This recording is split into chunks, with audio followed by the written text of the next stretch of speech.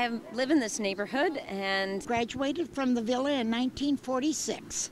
And now I'm at full circle. I'm living at the Villa Apartments here.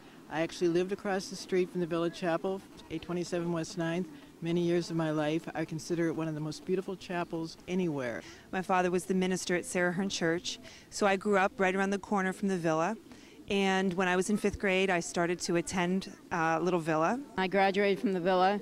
I actually graduated from this building, and that's why I'm involved. I'm involved also because from an architectural point of view, you cannot replace this building. Even if they want to put another building in its place, it would be so nondescript that it's not even worth mentioning.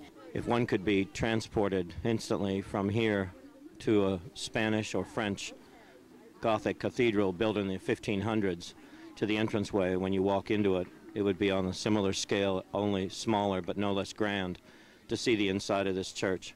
It's heavily carved, Gothic archways, and it's just unbelievably fabulous on the inside, and it'll be a great loss. As a lifelong resident of West 9th Street, I'm very interested in maintaining all the heritage along our city streets.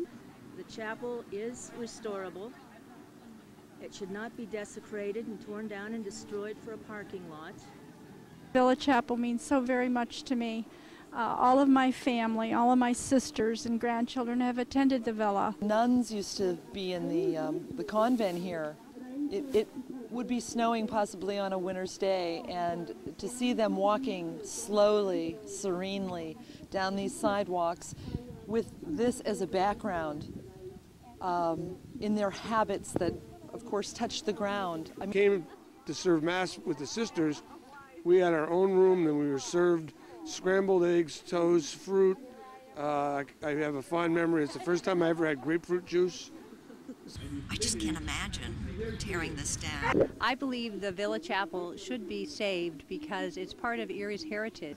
It was said to me that Erie is well known for tearing down important buildings, nice buildings, and putting parking lots in them.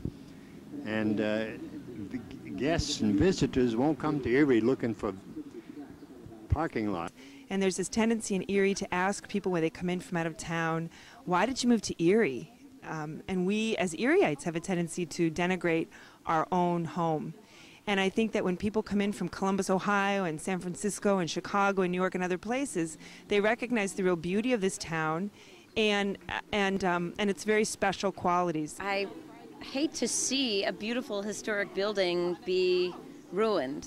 I've talked to so many of my classmates, and they're all devastated with the thought that we might lose our chapel here. And it's part of who we are, is where we've come from. And if we obliterate the past, then we're not really creating much of a future. To tear down this chapel is a travesty. To even think about tearing down this chapel, I think, is a travesty.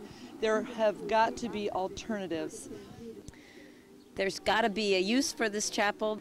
Recital hall, or many different things, I'm sure, just not to tear that beautiful, beautiful building down.